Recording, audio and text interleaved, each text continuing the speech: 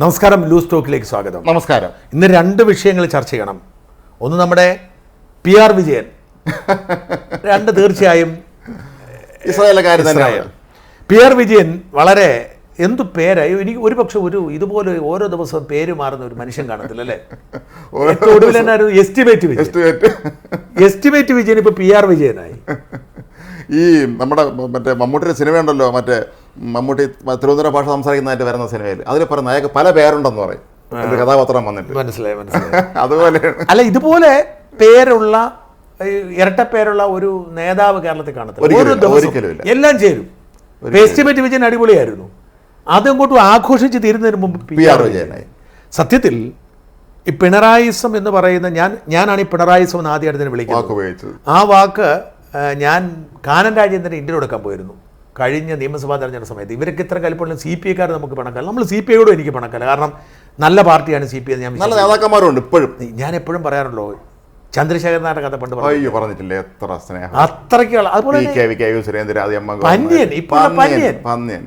എത്രയോ പേര്. അപ്പം ഞാൻ അന്ന് കാനത്തെ വിളിക്കുക. കാനത്തോട് ഞാൻ പറഞ്ഞു, ഭയങ്കര സി പി എമ്മിനെതിരെ ക്യാമ്പയിൻ ചെയ്തിരിക്കുക. ഞാൻ പറഞ്ഞു, ഞാൻ ഷാജൻ സ്കറിയാണ് എന്ന് പറഞ്ഞു. പറ ഷാജൻ, എനിക്കൊരു ഇൻ്റർവ്യൂ വേണം. ഡേറ്റ് പറഞ്ഞു. ഞാൻ എം എൻ സ്മാരകത്തിൽ ചെന്നു. സ്വസ്ഥമായിട്ട്, ഒരു ജാടയില്ല, ഒന്നുമില്ല, സഹായികളില്ല, സാക്ഷികളില്ല, ഒന്നുമില്ല. പോയി കണ്ടു. വളരെ കഷ്ടപ്പെട്ടാണ് നമ്മളിതെല്ലാം മാറ്റിയിട്ട് ഇരുന്നത്. ഇൻ്റർവ്യൂ കഴിഞ്ഞിട്ട് ഞാൻ അദ്ദേഹത്തോട് ഇങ്ങനെ ഈ പിണറായിസം എന്ന് പറഞ്ഞപ്പോഴത്തേക്കും പുള്ളിയും ചിരിച്ചു. അത് ഷാജനിട്ട പേരല്ലേ എന്ന് ചോദിച്ചു. എൻ്റെ വീട് പോലും അറിയാവുന്നതാണ് അദ്ദേഹം സംസാരിച്ച നാട്ടിലെ. അപ്പോൾ ഞാൻ പറഞ്ഞത്, ഈ പിണറായിസത്തിൻ്റെ പ്രത്യേകതകൾ ഞാൻ പണ്ടേ പറയുന്നൊരു കഥകളുണ്ട്. ഒന്ന്, ഇത് കളങ്കിത കച്ചവടക്കാരുടെ ഫണ്ടിങ്ങിലാണ് ഇത് പോകുന്നത്. അത് സാന്റിയോഗ മാർട്ടിനാണെങ്കിലും ഫാരിസ് അബൂബക്കറാണെങ്കിലും ഇവരൊക്കെ ചേർന്നുള്ള ഒരു കളങ്കിത കച്ചവടക്കാരുടെ ഇത്. രണ്ട് കളങ്കിതരായിട്ടുള്ള മത സംഘടനകളുണ്ട്. ഇപ്പം നമ്മുടെ തങ്കു ബ്രദർ, ഈ ടൈപ്പ് കുറേ മലബാറിലുള്ള ടീംസുകളെ ഇവരുടെ എല്ലാം ആളാണ്. അപ്പോൾ അവർക്കെല്ലാം സപ്പോർട്ട് ചെയ്യും. ഇവർ ഏറ്റവും അധികം പണം ഉണ്ടാക്കുന്നത് ഈ തട്ടിപ്പ് മതപണ്ഡിതന്മാരാണ്. അതാണ് അക്കൗണ്ടബിൾ അല്ലല്ലോ, ഇങ്ങനെ പ്രാർത്ഥിച്ചിട്ട്. അപ്പോൾ ഇതിൻ്റെ ഒരു വിഹിതം കെ പി യോഗൻ അന്തരിച്ചു പോയി. നമ്മൾ അദ്ദേഹത്തെ കുറിച്ച് പറയുമ്പോൾ മോശമാണെങ്കിൽ പോലും മരിച്ച മനുഷ്യനെ കുറിച്ച് മോശം പറയരുത്. അപ്പോൾ ഇങ്ങനെയുള്ള ആളുകൾക്ക് എല്ലാ ആവശ്യങ്ങളും ചെയ്തു കൊടുത്ത് അദ്ദേഹം ഫണ്ട് ശരിയാക്കും ഒരു വശത്ത്.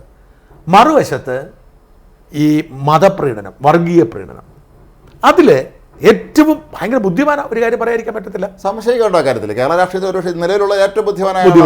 അപ്പോൾ പിണറായിസ്റ്റ് പ്രീണനത്തിൻ്റെ പ്രത്യേകത, അദ്ദേഹം വളരെ കൃത്യമായ കാര്യം മനസ്സിലാക്കി. മോദി 2014 അധികാരത്തിൽ വന്നതോടെ ബി ജെ പിയുടെ വോട്ട് പതിയെ കൂടാൻ തുടങ്ങി. അതുവരെ 5% താഴെ കിട്ടു.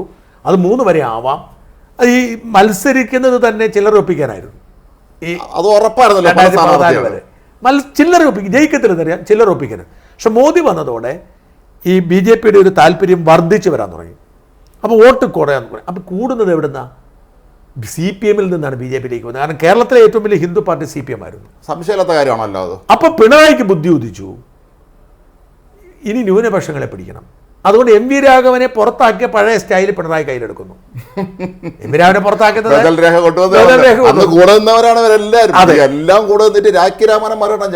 അന്ന് പക്ഷെ പാർട്ടി ബലമായിരുന്നു. ഇന്ന് പാർട്ടിയിലെ പിണറായി ഉള്ളൂ. അന്ന് EMS ഉണ്ടായിരുന്നു, അന്ന് പാർട്ടിയുണ്ട്. ഇന്ന് പാർട്ടിയില്ലല്ലോ, പിണറായി ഉള്ളൂ. പുള്ളി 10-15 കൊല്ലം കൊണ്ട് പാർട്ടി കൈപ്പിടിയിലാക്കിയിട്ടാണ് പണി ചെയ്യുന്നത്. അങ്ങനെ അദ്ദേഹം ചെയ്ത് എന്നെ അത്ഭുതപ്പെടുത്തി അദ്ദേഹത്തിൻ്റെ ഒരു വൃത്തികേട് കഴിഞ്ഞ 2 തവണയും. ഒന്ന്, ലീഗിനെ ദുർബലപ്പെടുത്തിക്കൊണ്ട് ലീഗിൻ്റെ അകത്തുള്ള ഈ റാഡിക്കലുള്ള വിഭാഗത്തെ മുഴുവൻ അടർത്തിയെടുത്ത് കൂടെ ചേർത്ത് ഈ പൗരത്വ ഭേദഗതി അടക്കമുള്ള വിഷയങ്ങളൊക്കെ ഉണ്ടാക്കി ഭയം ജനിപ്പിച്ച്, അങ്ങനെ മുസ്ലിം സംരക്ഷകനാണ്, മോദി വിരുദ്ധനും സംഘവിരുദ്ധനും. അതായത് ഇവരുണ്ടാക്കുന്നൊരു ഇതുണ്ട്, ഇത് മോദിയൊക്കെ ഇനി 10 വർഷം ഭരിച്ചാൽ ഇത് മുഴുവൻ മുസ്ലിങ്ങളും വംശഹത്യ ചെയ്യുമെന്നൊരു ഭയം ഉണ്ടാക്കി കൊടുത്തിരിക്കുന്നു. നിരന്തരമായ സമൂഹ മാധ്യമങ്ങളിലൂടെ അത്തരം വാർത്തകൾ പലരും പടച്ചുവിടുന്നുണ്ട്. അങ്ങനെ ഈ പറയുന്ന വോട്ടുറപ്പിക്കുന്നു. മറുഭാഗത്ത് ക്രിസ്ത്യാനികൾക്കിടയിൽ കുത്തിത്തിരിപ്പുണ്ടാക്കും. എന്താണെന്നറിയാമോ? ലീഗ് മുഴുവൻ കൊണ്ടുപോവുകയാണ്, UDFിൻ്റെ മുഴുവൻ ലീഗാണെന്ന് പറഞ്ഞ് ക്രിസ്ത്യൻ വോട്ട്. അതിനാണ് ജോസ് കെ മാണിയെ ചാടിപ്പിടിച്ചത്. സിറ്റിംഗ് സീറ്റ് പോലും ജോസ് കെ മാണിക്ക് കൊണ്ടുവന്നതിൻ്റെ കാര്യം, ക്രിസ്ത്യൻ വോട്ട് മുസ്ലിം വിരുദ്ധ വികാരം അവിടെ ഉണ്ടാക്കി ക്രിസ്ത്യൻ വോട്ടും പിടിച്ചു. ഹിന്ദു വിരുദ്ധ കത്തോലിക്ക വിഭാഗത്തിന്റെ വോട്ട് പിടിച്ചു. ഹിന്ദു വിരുദ്ധ വികാരം ആൾറെഡി പണ്ടയാണ്, അവരെ കാലത്തുമാണ്, അത് ചുവന്ന ക്രിസ്ത്യാനികളാണ്. അപ്പോൾ ഇങ്ങനെ ഇവർ വോട്ട് പിടിച്ചതിന് അധികാരം. ഇതാണ് പ്രകടനം. പിന്നെ മൂന്നാമത്തേത് ഈ വ്യാജ ബിംബം സൃഷ്ടിക്കുക. അതായത് നമ്മുടെ ഹിറ്റ്ലറുടെ രീതി, ഗീബൽസ് ചെയ്ത മാതിരി ഒരു കാര്യം പറഞ്ഞേൽപ്പിക്കുക. അപ്പം സർക്കാരിനെതിരെ വിമർശിക്കുന്ന ഒറ്റ കാരണം കൊണ്ട് ഞാൻ മുസ്ലിം വിരുദ്ധനാക്കി. ഇപ്പം ഞാൻ ഇന്നലെ കാഞ്ഞിരപ്പള്ളി പോയി, ഒരു കോടതിയിൽ പോയത്. ഞാൻ ആ വാർത്ത തൽക്കാലം പറയേണ്ടെന്ന് ഓർത്തിട്ട് ഇപ്പോൾ മാതൃഭൂമിയിലൊക്കെ വന്നുപോയി. ഞാൻ പോയത് കാഞ്ഞിരപ്പള്ളി കോടതിയിൽ പോയി. ഞാനൊരു പെറ്റീഷൻ ഇട്ടത് അൻവറിനെതിരെ ഞാൻ കൊടുത്ത പരാതി പോലീസ് എടുക്കുന്നത്. ഇപ്പോൾ മനോരമയിലെ കണ്ടത് ആര് പരാതി കൊടുത്താലും എടുക്കുന്നു. പക്ഷേ ഞാൻ കൊടുത്തിട്ട് കേസെടുത്തില്ല. ഞാൻ SP പരാതി കൊടുത്തു, ADGP കൊടുത്തു, DGP കൊടുത്തു, ആരും പരാതി എടുക്കുന്നില്ല. ഞാൻ ഈ പരാതി എടുക്കണം എന്ന് പറഞ്ഞ് ഞാൻ കോടതിയെ സമീപിച്ചു. കോടതി റിപ്പോർട്ട് ചോദിച്ച് വിട്ടിട്ടുണ്ട്. അപ്പം ഞാൻ റിപ്പോർട്ട് എടുത്ത് കേസെടുത്തതിന് ശേഷം മിണ്ടാവുന്ന വരുമ്പോൾ മാതൃഭൂമിയിലെ വാർത്ത വന്നുകൊണ്ടാണ് ഞാനിത് പറയുന്നത്.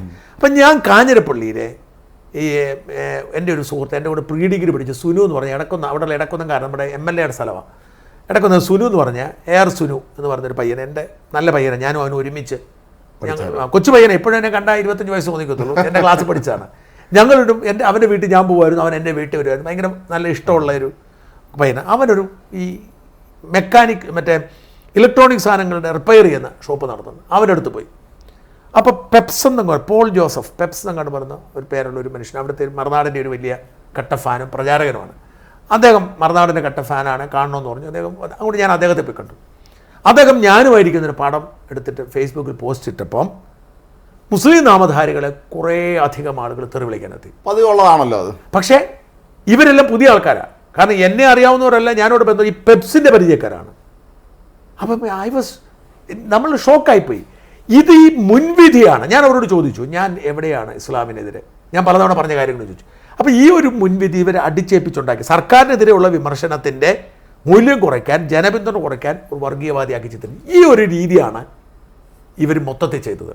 അങ്ങനെ നുണ പറയുന്നു. പിണറായി ഭയങ്കര രക്ഷകനാണ്, പിണറായി ഇല്ലായിരുന്നെങ്കിൽ കോവിഡ് വന്ന് എല്ലാവരും മരിച്ചു പോയേനെ, പിണറായി ഇല്ലായിരുന്നെങ്കിൽ വെള്ളപ്പൊക്കം ആലപ്പുഴ മാത്രമല്ല തിരുവനന്തപുരം പോലും എടുത്തുകൊണ്ട് പോയേനെ, പിണറായി ഇല്ലായിരുന്നെങ്കിൽ മുല്ലപ്പെരിയാർ പൊളിഞ്ഞു വീണേ, പിണറായി ഇല്ലായിരുന്നെങ്കിൽ നിപ്പ എല്ലാവരും സ്ഥാനവും കൊടുത്തല്ലോ, അവൻ കൊടുത്തിരിക്കുകയാണ്. ഇങ്ങനെ അടിച്ചേൽപ്പിച്ച് ഇത് മുഴുവൻ ചെയ്തത് PR വർക്ക് വഴിയാണ്. ഉറപ്പാണല്ലോ. ഇതെല്ലാം PR ഏജൻസികളുടെ സൃഷ്ടിയാണ്. ഇതെല്ലാം ഇത്തരം പേര് കൊടുക്കുന്നതും ഇതെല്ലാം തന്നെ നമ്മുടെ നാട്ടിലെ പ്രമുഖരായ പലരും പുറത്ത് അവർക്ക് ഓരോ പേര് കിട്ടുന്നത് ഇത്തരം കാര്യങ്ങളൊക്കെ തന്നെ സിനിമയിൽ വ്യാപകമാണല്ലോ. ഇത് ചിലർക്ക് ഓരോ ഇങ്ങനത്തെ പേരുകൾ കിട്ടുന്നത് പോലും PR ഏജൻസിക്കാർ ചെയ്യുന്നതാണ്. ഇതെല്ലാം ഒറ്റയടിക്ക് പൊളിഞ്ഞു വീണു. ഇത് പൊളിഞ്ഞു വീഴാൻ കാരണക്കാരൻ എന്തെല്ലാം പറഞ്ഞാലും അൻവർ തന്നെയാണ്. കാരണം അൻവർ കള്ളനാണ്, കൊള്ളക്കാരനാണെന്ന് പറഞ്ഞാലും പിണറായിക്കെതിരെ നമ്മൾ പറഞ്ഞു കൊടുത്ത കാര്യങ്ങളെല്ലാം ആവർത്തിച്ചതോടെ അയാൾക്ക് ഹീറോ പരിവേഷമായി. പിണറായിയുടെ ഈ യഥാർത്ഥ RSS ഏജന്റും യഥാർത്ഥത്തിൽ പുള്ളി മുസ്ലിം വിരുദ്ധനാണ് എന്നൊരു തോന്നൽ അവർക്കുണ്ടായി. അല്ല, ആണെങ്കിൽ അതായത് യഥാർത്ഥത്തിൽ ഏജന്റ് ആണെങ്കിലും അല്ലെങ്കിലും മുസ്ലിം കമ്മ്യൂണിറ്റിയിൽ പൊടുന്നനെ പിണറായി ഒരു മുസ്ലിം വിരുദ്ധനാണെന്ന് തോന്നലുണ്ടായി. ഇത് മാനേജ് ചെയ്യാൻ അതിൻ്റെ ഇടയ്ക്കാണ് മലപ്പുറം ഉണ്ടായത്. അപ്പോൾ പിണറായി എന്ത് ചെയ്തു? കേന്ദ്രം കൈകാര്യം ചെയ്തോട്ടെ എന്നോർത്തുകൊണ്ടാണ് മലപ്പുറത്തിൻ്റെ കാര്യം എടുത്തു പറഞ്ഞ് ഇൻ്റർവ്യൂ കൊടുത്തത്. അതിപ്പം വലിയ വികാരമായി മാറി. ലീഗും കോൺഗ്രസും ഏറ്റെടുത്തോടെ തിരുത്താൻ നടത്തിയ ശ്രമമാണ് ഇപ്പം. ഇത് രസകരമായ കാര്യം, ഹിന്ദുവിന് തിരുവനന്തപുരത്ത് വിഷയമുണ്ട്, കോഴിക്കോട്ടുണ്ടോ സംശയമുണ്ടോ, എല്ലാവർക്കും ബ്യൂറോളുള്ളതാണ് ഹിന്ദു. എന്നിട്ട് ഡൽഹിയിൽ പോയാണ് ഇൻ്റർവ്യൂ കൊടുത്തതെന്നുള്ളതാണ് അതിൻ്റെ ഏറ്റവും രസകരം. അല്ല, ആ ഡൽഹിയിലെ PR ഏജൻസിയാണ്. പക്ഷേ ഞാൻ മനസ്സിലാക്കുന്നത് അവരൊരു പണി കൊടുത്താൽ ഹിന്ദു ഒരു പണി കൊടുത്തതെന്നാണ്. കാരണം അല്ലെങ്കിൽ അവരെ കുറ്റക്കാരാക്കിയത് കൊണ്ട് അവർ തിരിച്ച് പണി കൊടുത്തു. ഇന്നത്തെ രസം എന്ന് വെച്ചാൽ PM മനോജ് ഹിന്ദു പത്രാധിപർ കത്തയച്ചു. അത് തന്നെ ഇൻസൾട്ടിങ്ങാണ്. ഒന്നയക്ക് മലയാളം പോലും നേരെ അറിയില്ലേ മനോജിന്. എങ്ങനെ അയാൾ കണ്ണൂരിലെ ഗുണ്ടാ രാഷ്ട്രീയമാണ് അറിയാവുന്നത്. കണ്ണൂരിലെ അയാളാണ് വ്യാജമായ രേഖയുണ്ടാക്കി മനോരമയുടെ എഡിറ്ററുടെ പേരിൽ വ്യാജ കത്തുണ്ടാക്കി പുറത്തുവിട്ട ആളാണ്. ആ ഒരു പിണറായിസത്തിൻ്റെ ഒരു PR ആയിരുന്നതുകൊണ്ട് പുള്ളിയെ അവിടെ കൊണ്ടിരുത്തിയിരിക്കുന്നു. മകൻ്റെ പേരിലാണ് ഇവിടെ പല കച്ചവടം നടക്കുന്നത്, മനോജിൻ്റെ മകൻ്റെ പേരിൽ. ഈ ഒരു എന്താ പറയുക, ആ ഒരു മനുഷ്യൻ ഇവരങ്ങോട്ട് അപ്രോച്ച് ചെയ്ത് കൊടുത്ത ഇൻ്റർവ്യൂ ആണ്. ഉറപ്പാണല്ലോ, അങ്ങനെ അല്ലാതെ വരില്ലല്ലോ, ഹിന്ദു ഇങ്ങോട്ട് വരും. അവർ എന്നിട്ട് അവിടെ കത്തെഴുതി അവർക്ക് ഇൻസൾട്ടഡായി. അതുകൊണ്ടാണ് പറയുന്നത് ഒരു PR ഏജൻസി ഞങ്ങളോട് ചോദിച്ചു, മാനം പോയില്ലേ. മാത്രമല്ല വേറെ പ്രധാനപ്പെട്ട കാര്യങ്ങളുണ്ട്. ഹിന്ദുവിലെ N രാമൻ എന്ന് പറയുന്നത് എസബയുടെ ആദ്യത്തെ അഖിലേന്ത്യാ പ്രസിഡന്റാണ്. അവർ ശരിക്കും ഇടതുപക്ഷക്കാരാണ്. അവർ മാത്രമല്ല ഹിന്ദു വാർത്തയുടെ കാര്യത്തിൽ ജാഗ്രത ഉള്ളവരാണ്. അവർക്ക് തെറ്റ് സമ്മതിക്കേണ്ടി വന്നു. അത് PR ഏജൻസി കൊണ്ട് പറഞ്ഞ് കോളമാക്കി കൈവിട്ട് നശിച്ച് പിണറായി വിജയൻ നമ്മൾ ഇതുവരെ പറഞ്ഞതിനാണ് മറ്റേ മുസ്ലിം ഇത് പോയി. രണ്ടാമത്തെ PR-ൻ്റെതും ഇപ്പോൾ പൊളിഞ്ഞു. PR ആണെന്നുള്ള തെളിവായി. കാരണം ഹിന്ദു പറഞ്ഞു ഒരു PR ഏജൻസി ഇൻ്റർവ്യൂ എടുക്കാമെന്ന് ചോദിച്ചു. ഈ വിജയന് അല്ലാതെ ആളുകൾ ചോദിക്കുന്ന ചോദ്യങ്ങൾക്ക് ഉത്തരം പറയാൻ ധൈര്യമില്ല, കാശ് എത്ര കൂടി. അപ്പോൾ ഈ ഒരു ഹിന്ദുവിലെ ഇൻ്റർവ്യൂവിന് ഇയാൾ ഒരു PR ഏജൻസി ഉപയോഗിച്ചിട്ടുണ്ടെങ്കിൽ ന്യൂയോർക്ക് ടൈംസിലും ഏതാണ്ട് വേഗിലൊക്കെ ഇമാരെ കുറിച്ചൊക്കെ വന്നെന്ന് പറയുന്നില്ല. ഇതിനൊക്കെ എത്ര കോടി മുടക്കിയിട്ടുണ്ടായിരിക്കും. ഡൽഹി ബോംബെ ബേസ്ഡ് ആയിട്ടുള്ള ഇത്തരം PR ഏജൻസികൾ വൻ തുകകൾ തന്നെയാണ് വാങ്ങുന്നത്. വൻ തുകകൾ വാങ്ങിയിട്ട് തന്നെയാണ് അവർ ചെയ്യുന്നത്. കാരണം അത്രയ്ക്കും കൊടുക്കും. കേരളത്തിന് പുറത്ത് ഒരു PR ഏജൻസി ഒരിക്കലും വർഷം മുമ്പ് ഞാൻ ഒരാളിനെ പരിചയപ്പെട്ടിരുന്നു. അയാൾ പറഞ്ഞത് ഇത്ര കാശ് നിങ്ങൾ തന്നാൽ, നിങ്ങൾ ആരോ ആയിക്കോട്ടെ, നിങ്ങൾ ഒരു നോർത്ത് ഇന്ത്യക്കാരനാണ്, നിങ്ങളെക്കുറിച്ച് ഇന്ത്യയിലെ മിനിമം 50 മാധ്യമങ്ങളിൽ ഞാൻ വാർത്ത കൊടുപ്പിക്കാമെന്നാണ്. വലിയ തുകയാണ് പറഞ്ഞത്. മുമ്പൊരിക്കൽ ഞാനൊരു PR ഏജൻസിയെ ബന്ധപ്പെട്ട് പ്രവർത്തിക്കുന്ന സമയത്ത് ഇങ്ങനെ ഒരാളിനെ പരിചയപ്പെടുന്നു ഫോണിലൂടെ. അയാൾ പറയണം നിങ്ങൾ കാശ് തന്നാൽ മതി. അങ്ങനെ ഒരു പ്രസ്ഥാനത്തിന്, ഒരു സ്ഥാപനത്തിന് വേണ്ടി നമ്മൾ അയാൾക്ക് കാശ് കൊടുക്കുന്നു. ഭയങ്കര കൃത്യമായിരുന്നു, നമുക്ക് വിശ്വസിക്കാൻ പറ്റില്ല. അത്ര പ്രമുഖമായ നാഷണൽ മാധ്യമങ്ങൾ ഈ വാർത്ത വന്നു. ഞാൻ രാജ്മോഹനോട് പറയട്ടെ, നമ്മുടെ ഇപ്പോൾ റിപ്പോർട്ടർ ചാനലിൻ്റെ മുതലാളിമാർ ഇപ്പോൾ ആ ചാനൽ ഇരുന്നുകൊണ്ട് വിവരക്കേടുകൾ വിളിച്ചു പറഞ്ഞിട്ട് വലിയ ഹീറോ ആവുന്ന മകൻ്റെ ബർത്ത്ഡേ ഒക്കെ ചാനലിൽ ആഘോഷിക്കുന്നു. ഈ ലെവന്മാർ ഇവിടെ മാംഗോ ഫോൺ എന്നൊരു ഫോൺ കൊണ്ടുവരാൻ പോകുന്നു. ഈ പറയുന്ന എന്താ പറയുക, നമ്മുടെ സാംസങ്ങിനെ ആപ്പിളിനെ തോപ്പിക്കും, 30,000 കോടി 40,000 കോടി എന്ന് പറഞ്ഞ് യുവമാർ വിവരക്കേട് കുറേ റിസർച്ച് ചൈനയിൽ ഫാക്ടറി ഇതെല്ലാം പറഞ്ഞ് ഇവന്മാർ 1-ാം പേജ് പരസ്യം കൊടുത്തപ്പം നമ്മുടെ ഈ പറയുന്ന വലിയ കറക്റ്റ് വാർത്ത മാത്രം കൊടുക്കുന്ന മൗദൂദി ചാനലിലെ മീഡിയ വണിലടക്കം മനോരമയിലടക്കം ഇത് വന്നു. ഞാൻ മനോരമയിൽ അന്ന് എനിക്ക് കിഷോറിനെ വലിയ ബഹുമാനമാണ്. കിഷോർ നല്ല ബിസിനസ് ലേഖകനാണ്. അപ്പം ഞാൻ ഇടയ്ക്കിടയ്ക്ക് പറയുമല്ലോ, ഈ കിഷോർ പോലും ഇത് കൊടുത്തിട്ടുണ്ട്. കഴിഞ്ഞ ദിവസം ഞാൻ ട്രിവാൻഡ്രം ക്ലബ്ബിൽ P. കിഷോറിനെ കണ്ടു, ആദ്യം നേരിട്ട് കാണുക. അപ്പോൾ എന്നോട് പറഞ്ഞു, മുകളിൽ നിന്ന് കിഷോറിനെ സംബന്ധിച്ചിടത്തോളം മുകളിൽ നിന്ന് നിർദ്ദേശം വന്നു, ഇങ്ങനൊരു ടീം വരും, ആ ടീമിനോട് വാർത്ത കൊടുക്കുമെന്ന് പറഞ്ഞു. അപ്പോൾ അത് കൊടുത്തു. അപ്പോൾ ചോദിച്ചെന്ന് പറഞ്ഞു, സാറേ ഇത് ഈ നമുക്കൊന്ന് ഇല്ല വേണ്ട, അത് കുഴപ്പമില്ല, കൊടുത്തോളം മേളിൽ നിന്ന് പറഞ്ഞെന്ന് പറഞ്ഞു. അപ്പം അവർക്ക് കൊടുക്കുക. അതുകൊണ്ട് കിഷോർ പറഞ്ഞു എന്നെ കുറ്റപ്പെടുത്തരുത്, കാരണം എന്നോട് മാനേജ്മെൻറ്റ് മേളിൽ നിന്ന്. അപ്പോൾ ഇവരെല്ലാം 1-ാം പേജിലും പരസ്യം കൊടുത്തു. അപ്പോൾ ഈ PR ഏജൻസി പോലും വേണ്ട, തട്ടിപ്പുകാർ മുമ്പ് പറഞ്ഞാൽ PR ഏജൻസിയുടെ സഹായത്തോടു കൂടി പിടിച്ചു നിൽക്കേണ്ട അവസ്ഥയിലാണ് ഈ മുഖ്യമന്ത്രി തെളിഞ്ഞിരിക്കുക. വാസ്തവത്തിൽ മുസ്ലിം വിരുദ്ധനാണ് എന്ന് സത്യം പറഞ്ഞാൽ പിണറായി വിജയൻ ഞാനത് പറഞ്ഞതാണ് എന്ന് പറയുന്ന ഇതിനേക്കാൾ ഡാമേജ് കുറവ്. കാരണം മലപ്പുറത്ത് സ്വർണ്ണക്കടത്ത് കൂടുതലുണ്ട് എന്ന് പറഞ്ഞാൽ മലപ്പുറംകാർ സ്വർണ്ണക്കടത്തുകാരായതുകൊണ്ടല്ലോ, മലപ്പുറത്ത് എയർപോർട്ടുള്ളതുകൊണ്ടല്ലേ. ആ എയർപോർട്ടിലൂടെ സ്വർണം കൂടുതൽ വരുന്നുണ്ടെങ്കിൽ അത് മലപ്പുറം എയർപോർട്ടിലെ കസ്റ്റംസ് ജീവനക്കാർ കൊച്ചിയിൽ ഒന്നുകൊണ്ട് വരുന്നില്ല, തിരുവനന്തപുരത്ത് വരുന്നില്ല. അപ്പോൾ അതുകൊണ്ട് പിണറായി അത് പറഞ്ഞാൽ പോരെ. പകരം ഒരു PR ഏജൻസി കൊണ്ട് ഇൻ്റർവ്യൂ കൊടുത്ത് നശിച്ച് അത് ഞാൻ പറഞ്ഞു വിനാശകാലേ വിപരീത ബുദ്ധി. അങ്ങനെയാണ് ഈ വെളുക്കാൻ തേച്ചത് പാണ്ടായിരിക്കുന്നത്, ഒരു സംശയവും വേണ്ട. എന്തായാലും നാണം കെട്ടിരിക്കുകയാണ് ഒന്ന്. മറുവശത്ത് അൻവർ കൃത്യമായ പൊളിറ്റിക്സാണ് ഇപ്പോൾ കളിക്കുന്നത്. അൻവറിനോട് ജനപ്രീതി കൂടുന്നുണ്ട്. രാഷ്ട്രീയ പാർട്ടി രൂപീകരിക്കുമെന്ന് അൻവർ പ്രഖ്യാപിച്ചിട്ടുണ്ട്. ആ രാഷ്ട്രീയ പാർട്ടി രൂപീകരിക്കുന്നത്, പക്ഷേ ഏറ്റവും കൂടുതൽ തിരിച്ചടി കിട്ടുമ്പോൾ ലീഗിനായിരിക്കും കേട്ടോ. അൻവർ രാഷ്ട്രീയ പാർട്ടി സംശയിക്കേണ്ട കാര്യത്തിൽ ലീഗിൽ നേതൃത്വം കൃത്യമായ ഇക്കാര്യത്തിൽ നിലപാടില്ലെന്നാണ്. ഓരോരുത്തർ അങ്ങോട്ടും ഇങ്ങോട്ടും ചാടി കളിക്കുക. അല്ല, അവരെ സംബന്ധിച്ചുള്ള അവർക്ക് അത്ര എളുപ്പത്തിൽ ഇവനെ തള്ളാനും പറ്റത്തില്ല, കൊള്ളാനും പറ്റത്തില്ല. നമ്മുടെ മെയിൻ വിഷയത്തിലേക്ക് കിടക്കാം. നമ്മൾ PR വിജയനെ വിട്ടിട്ട് ഇസ്രായേലിലേക്ക്. ഇന്നലെ എന്താണ് സംഭവിച്ചത് അവിടെ? ഇന്നലെ 181 മിസൈലുകളാണ് ഇറാൻ ഇസ്രായേലിന് നേർക്ക് വിട്ടത്. പക്ഷേ ഒരു മിസൈൽ കൊണ്ടിട്ട് അവിടെ ആർക്കും ഒരു അപായം സംഭവിച്ചില്ല. ഒരാൾക്ക് മാത്രം. അതൊരു അത്ഭുതം. അതും എവിടെയാ? വെസ്റ്റ് ബാങ്കിലാണ്. ഫലസ്തീനിയാണ് കൊല്ലപ്പെടുന്നത്. അതാണ് അതിന്റെ ഏറ്റവും ക്രൂരമായ വശം. അതാണ് പറഞ്ഞത്. പിന്നെ ഒരാൾ തോക്കം കൊണ്ട് ഇറങ്ങി കുറെ പേരെ വെടിവെച്ചു വന്നു. അത് പക്ഷേ ഇതുമായി ബന്ധമില്ല. ഇതിന് തൊട്ട് മുമ്പാണ്. അത് പക്ഷെ പണ്ടേ അവിടെ നടക്കുന്നതാണ്. ഇസ്രായേലിൻ്റെ സൗമനസ്യത്തിൻ്റെ ഈ ഇരകളാണ് ഇങ്ങനെ കൊല്ലപ്പെടുന്നവർ. അതായത് ഈ ഫലസ്തീനിലുള്ള നമ്മളൊരു കാര്യം മനസ്സിലാക്കേണ്ടത്, ഈ ഫലസ്തീനിലുള്ളവരെക്കാൾ കൂടുതൽ അറബികൾ ഈ ഇസ്രായേലിലുണ്ട്. മനസ്സിലാക്കേണ്ടതെന്ന് വെച്ചാൽ ഇവിടെ ആളെ അനുവദിച്ചിട്ടുണ്ട്. ഈ അറബികളാണ്, ഈ ഫലസ്തീനികളാണ് പലപ്പോഴും ഈ കത്തിയെടുത്ത് കുത്തുന്നതും ഈ തോക്കുകൊണ്ട് പിടിക്കുന്നത്. അങ്ങനെയാണ് ശരിക്കും പറഞ്ഞാൽ ഇസ്രായേലിന് കിട്ടുന്ന ഏക തിരിച്ചടി എന്ന് പറയുന്നത് അവരുടെ സൗമ്യനസ്യത്തിൻ്റെ ഭാഗമായി അവരെ അവിടെ പാർപ്പിക്കുന്നതുകൊണ്ടാണ്. അങ്ങനെയാണ് 6 പേര് കൊല്ലപ്പെട്ടത്. മറ്റേത് എന്നെ അത്ഭുതപ്പെടുത്തിയത്, ഒരു കാര്യത്തിൽ നമുക്ക് ഇറാനെ സമ്മതിക്കാതിരിക്കാൻ പറ്റത്തില്ല. ലോകം മുഴുവൻ ഉപരോധം ഏർപ്പെടുത്തിയിട്ടും ഞാൻ പറഞ്ഞ ഇറാന് പിടിച്ചു നിൽക്കാൻ പറ്റത്തില്ല, ഇറാനോട് നമുക്ക് യാതൊരു സഹതാപവും ഇല്ല. പക്ഷെ ലോകം മുഴുവൻ ഉപരോധം ഏർപ്പെടുത്തിയിട്ടും ആരും സഹായിക്കാതിരുന്നിട്ടും അവർ 1800 കിലോമീറ്റർ ദൂരത്തേക്ക് ജോർദാന്റെ മുകളിൽ കൂടെ വന്നു സിറിയ, ജോർദാൻ, ഇറാഖ് ഈ 3 രാജ്യങ്ങളുടെ പുറത്തൂടെ ലെബനൻ ഇത്രയും രാജ്യങ്ങളുടെ പുറത്തൂടെ ഒരു 1800 കിലോമീറ്റർ ദൂരത്തിൽ 181 അത് നമ്മൾ അവരെ സമ്മതിച്ചേ മതിയാവും. ഇവിടെ നമ്മൾ വളരെ അംഗീകരിക്കേണ്ടത് ഇസ്രായേലിന്റെ നേരത്തുള്ള മുൻകരുതലുകളാണ്. മുഴുവൻ ജനങ്ങളുടെ കയ്യിലുള്ള മൊബൈലുകളിൽ ഇതിന്റെ അലർട്ട് സംവിധാനമുണ്ട്. അതൊരു ഗംഭീര സംഭവമാണ്. അതെ ഞാനത് ഇന്ന് രാവിലെ അത് വായിച്ചു നോക്കിയേ. അപ്പം എല്ലാവരുടെയും മൊബൈൽ ഫോണിൽ ആപ്പാണ്. ഈ ആപ്പിൻ്റെ അകത്ത് അലേർട്ട് വരുമ്പോൾ നോക്കണം സ്പെസിഫിക് ആയിട്ട് സ്ഥലം എന്ന് പറയും, എവിടെയാണെന്ന് പറയും. അപ്പോൾ ഇന്നത്തെ വായിച്ചപ്പോൾ എല്ലായിടും എൻ്റെ സ്ത്രീ പറയുന്നു മൊത്തത്തിൽ ഇസ്രായേലിൽ. എന്നിട്ട് എന്നെ അത്ഭുതപ്പെടുത്തിയത് മറ്റേത് ഈ വാർത്തയോട് കൂടി എന്നെ ശ്രദ്ധിച്ചത് അവർ ആ സ്ത്രീ ബസ്സിൽ യാത്ര ചെയ്തപ്പോഴാണ് കാണുന്നത്. അപ്പോൾ തന്നെ ബസ്സിൽ ഇരിക്കുന്നുണ്ട്, ഇറങ്ങിയിട്ട് അവിടെ ഒരു ബങ്കറിലേക്ക് മാറുക. അത് കഴിഞ്ഞ് വീണ്ടും കയറുന്നു, അടുത്തൊരു പാലത്തിന്റെ അടിയിൽ അവിടെ മാറുന്നു, പിന്നെ കയറുന്നു, ഹൈവേയിൽ മാറുന്നു. അപ്പം ഞാൻ അപ്പോൾ ഇന്ന് രാവിലെ ഈ ബങ്കറിനെ കുറിച്ച് അന്വേഷിച്ച് നോക്കി. അപ്പോൾ എനിക്ക് ഭയങ്കര അത്ഭുതം തോന്നി.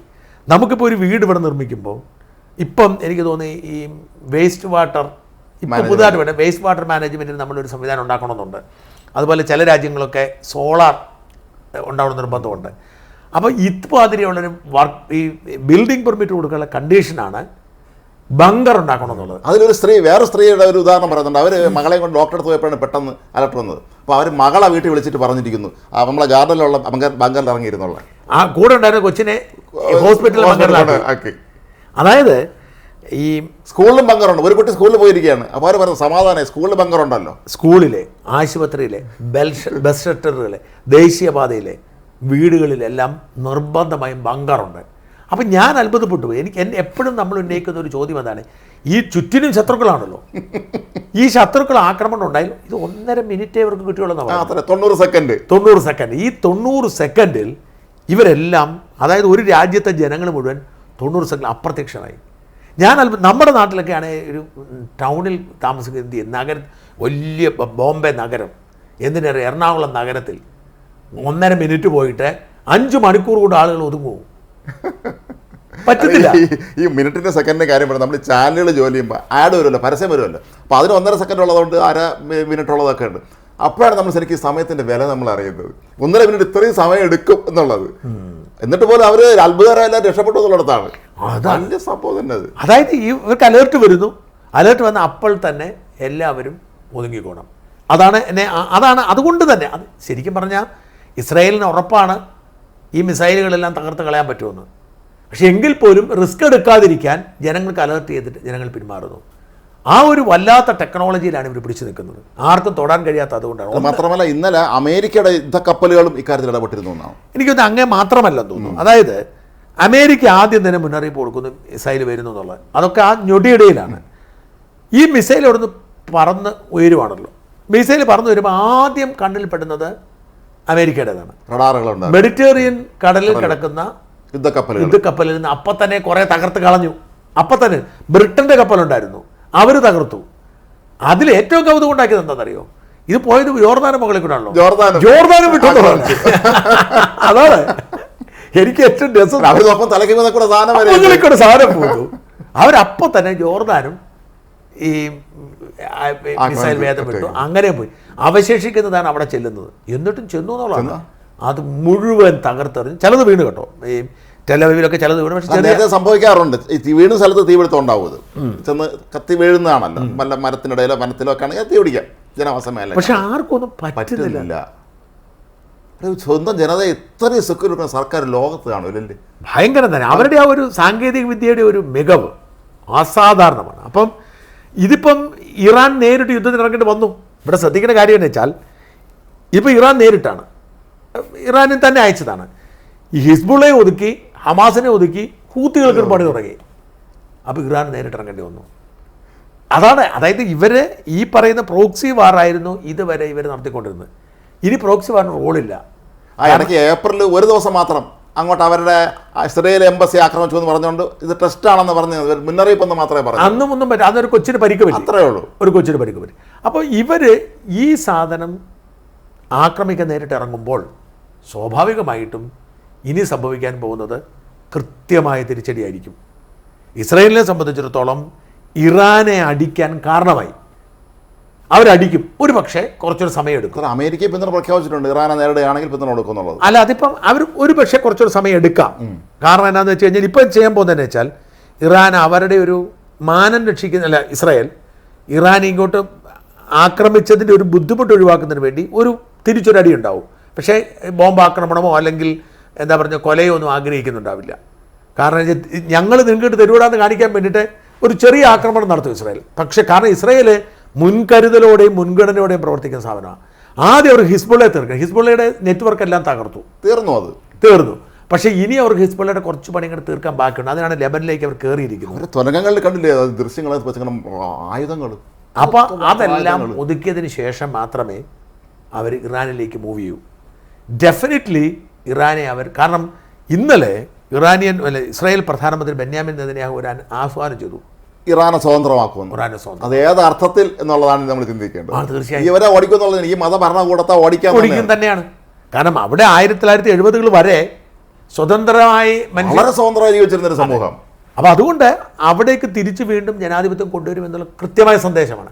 ആ സന്ദേശത്തിൽ ഒരു സംശയം ജനങ്ങളുടെ സപ്പോർട്ടും കിട്ടും. ഭൂരിപക്ഷം വരുന്നത് ഈ ഒരു വിഭാഗം തീവ്രവാദികളല്ലാതെ അവിടെ സാധാരണ ജനങ്ങൾ സ്വാതന്ത്ര്യം ആഗ്രഹിക്കുന്നവർ. ഹിജാബ് സമരത്തിൽ പോലും ജനങ്ങൾ മുഴുവൻ തെരുവിലല്ലായിരുന്നോ?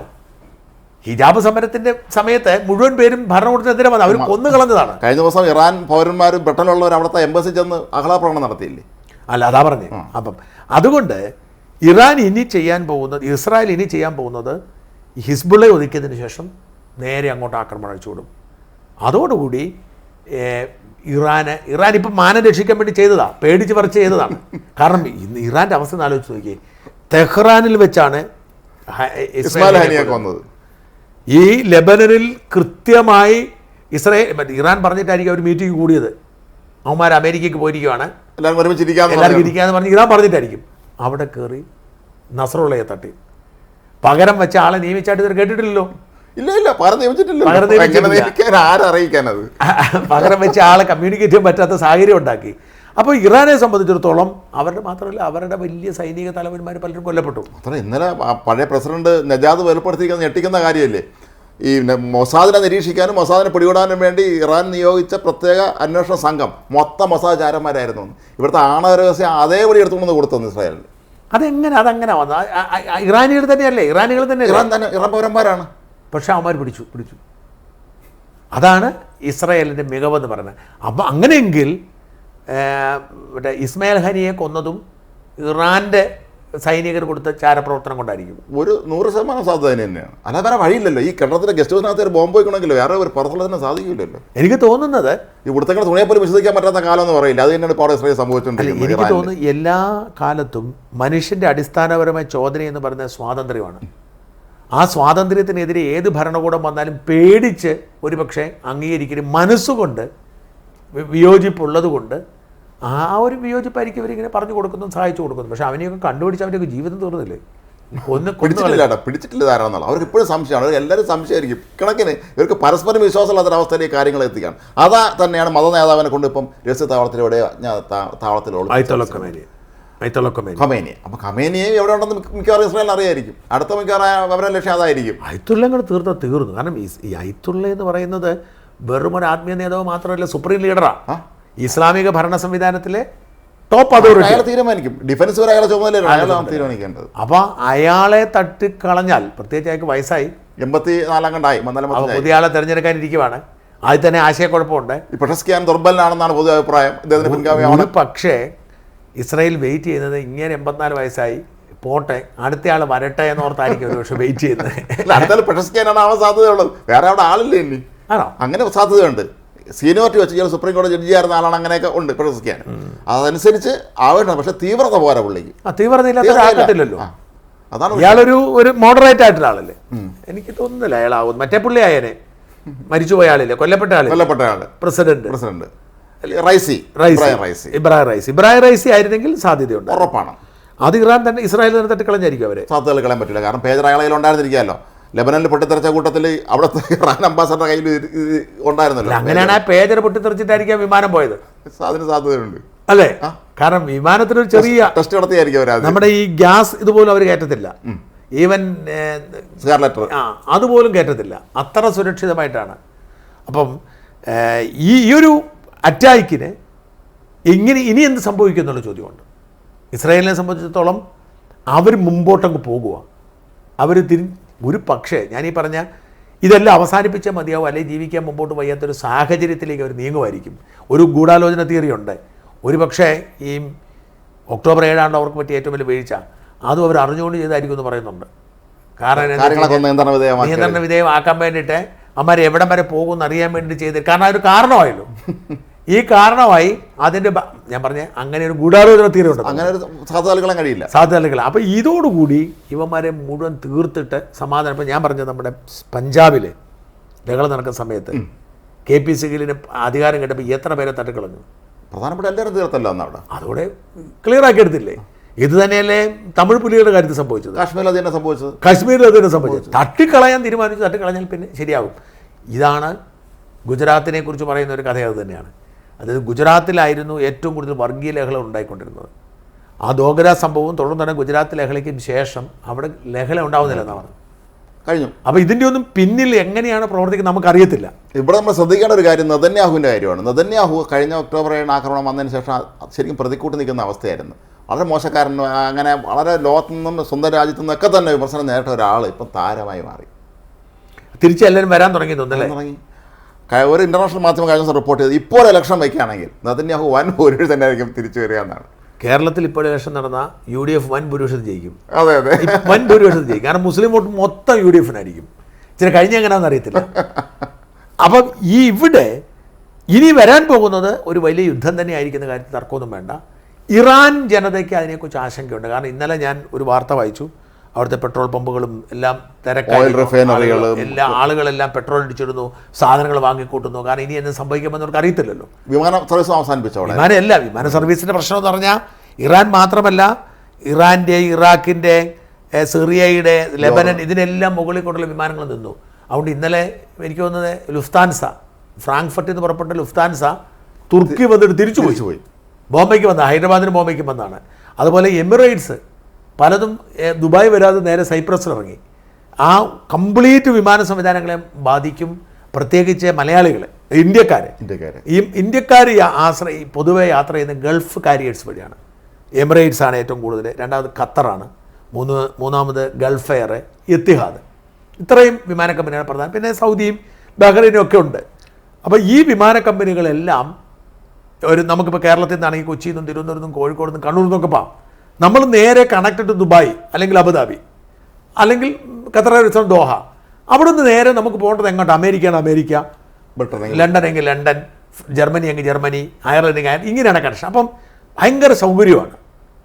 ഇത് ഇപ്പം ലണ്ടനിൽ നിന്നുള്ള ആളുകളെയും കൊണ്ട് ഈ വിമാനം ദുബായിലേക്ക് ഒരു ദിവസം 1200 ഫ്ലൈറ്റാണ് വരുന്നത് ഒരു ദിവസം. ലണ്ടനിൽ നിന്ന് തന്നെയുണ്ട് 10-12 ഫ്ലൈറ്റ് ഒരു ദിവസം ഹീത്രോയിൽ നിന്ന്. UK ഒട്ടുമിക്ക എയർപോർട്ടിൽ നിന്നും ദുബായിലേക്ക് വാങ്ങുന്നുണ്ട്. അപ്പം ഇവിടെ വന്ന് നമുക്കൊരു 2 മണിക്കൂറിൽ 3 മണിക്കൂർ മാക്സിമം ഈ ചേഞ്ച് ഓവർ ടൈം വരത്തുള്ളൂ, അടുത്ത കണക്ഷൻ കിട്ടും. ആ തരത്തിൽ ഓപ്പറേറ്റ് ചെയ്യുന്നത്. പക്ഷേ ഈ വിമാനങ്ങളെല്ലാം ഇറാൻ്റെ പരിസരത്തൂടെ വന്നുകൊണ്ടിരിക്കുന്നത്. നമ്മൾ ഇവിടുന്ന് യൂറോപ്പിലേക്ക് എവിടെ പോയാലും നമ്മൾ ഇറാൻ്റെ മുകളിൽ കൂടെ പോകുന്നത്. അപ്പോൾ ഇപ്പോഴത്തെ സാഹചര്യത്തിൽ അവർ ഒരുമാതിരിപ്പെട്ട ഫ്ലൈറ്റുകൾ റദ്ദാക്കി.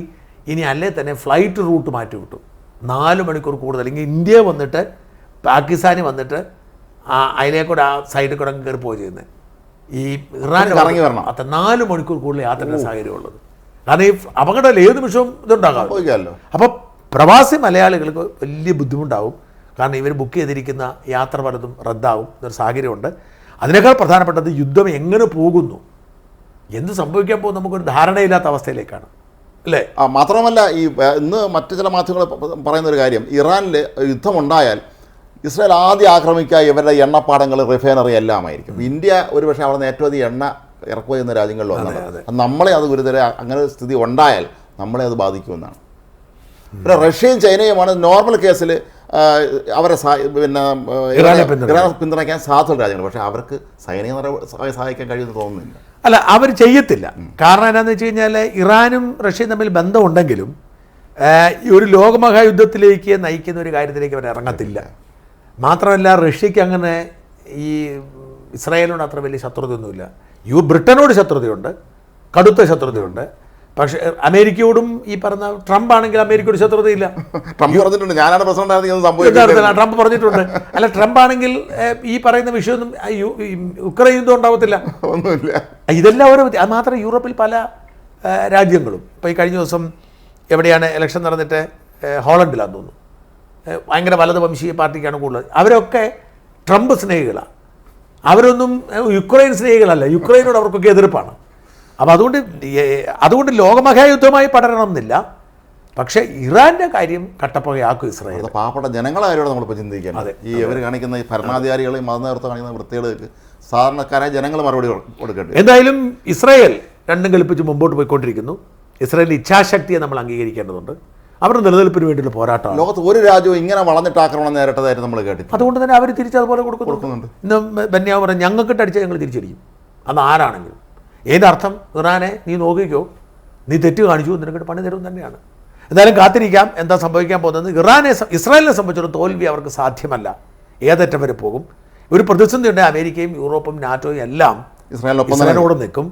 ഇറാനോട് നിൽക്കുമെന്ന് പ്രതീക്ഷിക്കുന്ന ചൈനയും റഷ്യയും നിൽക്കണമെന്നില്ല, പിന്മാറാനാണ് സാധ്യത. കാരണം അവർക്ക് അവരുടെ എക്കണോമി തകർക്കാൻ അവർക്ക് താല്പര്യം. കുറച്ച് ആയുധം കൊടുക്കുമായിരിക്കും. എന്തായാലും ഇറാൻ്റെ ദിനങ്ങൾ എണ്ണപ്പെട്ടിരിക്കും. നമ്മുടെ നാട്ടിലെ മൗദൂദി കുഞ്ഞുങ്ങൾ അവർ ഇന്നലെ കുറച്ചു നേരം സന്തോഷിച്ചിരുന്നു. പക്ഷേ ചീറ്റിപ്പോയി, ഒന്നും സംഭവിച്ചില്ല. കാത്തിരിക്കാം എന്ത് സംഭവിക്കുമെന്ന്. നന്ദി. നമസ്കാരം.